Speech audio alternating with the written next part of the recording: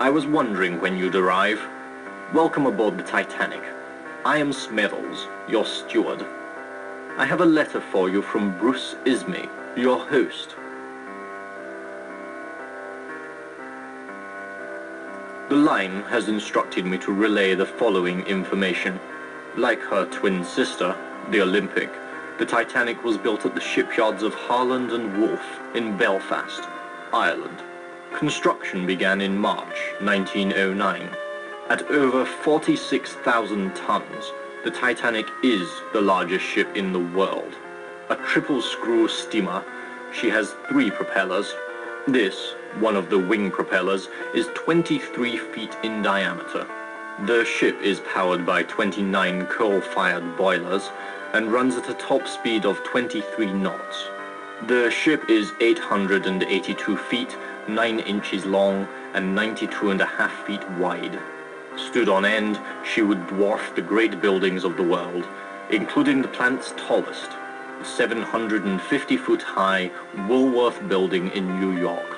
The Titanic's outfitting was completed in March of this year. After only 1 day of sea trials, she proceeded directly to Southampton for provisioning and the boarding of her 2,200 passengers and crew. The ship is under the command of Captain E.J. Smith, who has over 40 years of experience on the sea.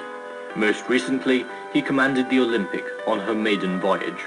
We will arrive in New York no later than Thursday, April 18th, and possibly even earlier. The Titanic is your home until then. Please do not fail to avail yourself of the many luxuries and amusements she has to offer. You are now free to explore the ship at your convenience. Do you desire additional instructions? Very well. At any time, you may click on the ship symbol below to view the passengers and crew who volunteered to serve as your personal tour guides. Click on their picture. You will go to their onboard location automatically, where they will relay news and information. I trust you'll find it fascinating. If you have an internet browser, new guides will be available periodically on Cyberflix's homepage on the World Wide Web. Our address: www.cyberflix.com. Remember, you must first quit the CD-ROM to download new guides. I am most certain you will find the internet to be the very latest in modern technology, just like the Titanic. Now, if you will excuse me, good night.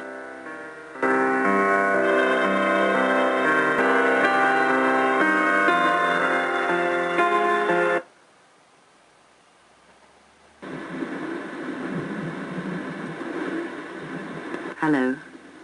I suppose you know what happened. It was horrible. I barely made it into the lifeboat and onto the Carpathia. There weren't nearly enough of them. Lifeboats, that is. We really didn't know what happened until we arrived in New York. This is what one of the newspapers reported. At 11:40 p.m. on April 14th, the Titanic hit a huge iceberg. The impact ripped the hull apart at its seams, allowing the Atlantic to flow into the ship's hull. The ship sank at 2:18 a.m. on April 15th, carrying more than 1,500 people to their graves below the Atlantic. Words don't do it justice. The scene at the dock in New York was amazing. Dead silence as we made our way to the mooring. Then pandemonium. I saw Vincent Astor the younger.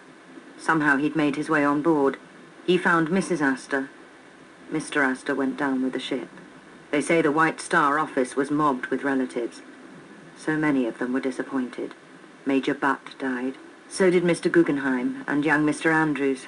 Both of the Strausses went down. Mrs. Strauss refused to leave her husband. Perhaps she was wise. Ismay made it onto a lifeboat and now everyone's calling him a coward. I'll never forget it. It looked as if a huge skyscraper was being sucked into the sea. The Titanic is unsinkable. Only God could sink this ship. We won't sink. This is the 20th century. I was lucky to get off alive.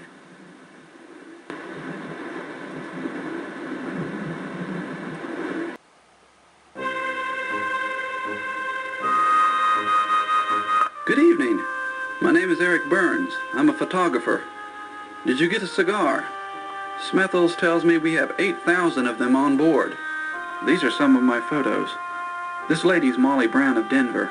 She was a waitress who married a gold miner who struck it rich. Once a nobody, she now knows everybody. This is Bruce Ismay, the president of the White Star Line. He's the second Ismay to join the family firm. He just came along for the ride on this trip. Left his wife back home in England. Some days I wish I'd left my wife back home in the States. That's Thomas Andrews, the Titanic's designer. He's along so he can find flaws with the ship's operation and correct them before the return voyage. You'll probably see him everywhere you go. Goodbye.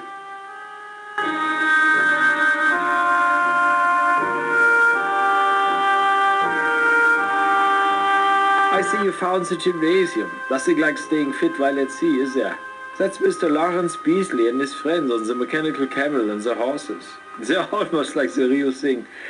And try the rowing machines. With the sea air flowing through the windows, they're very invigorating.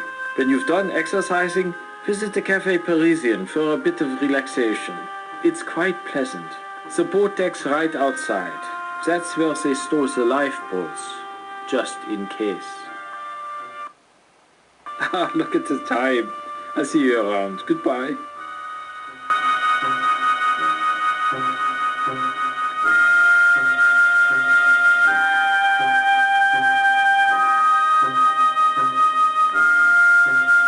Good evening. I see you found the grand staircase. Lovely, isn't it? And of course you'll see absolutely everyone passing through here on their way to dinner. The Astors themselves just went down.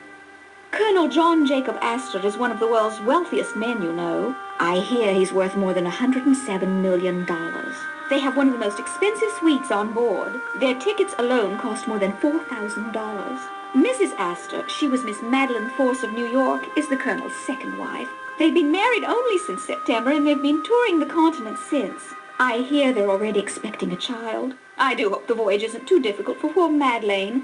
She's only 19, can you imagine? Then there's Isidore Strauss. He's a partner in Macy's and Lord & Taylor in New York. Such lovely emporiums, don't you agree? He was born in Bavaria, but I hear he grew up in Georgia. I hear he even tried to join the Confederate Army. They wouldn't have him. Mrs. Strauss is along as well. Oh, that's Archie Butt. Major Archibald Willingham Butt, I should say. He's returning from a very important mission to the Pope in Rome, and he's carrying a message back to President Taft. But when he's off duty, Archie is such a gay blade. Have him tell you about being sent to the Pacific with a boatload of mules. He's just too amusing. The page is playing the roast beef of old England. That's the call to dinner. Perhaps we'll see you again later.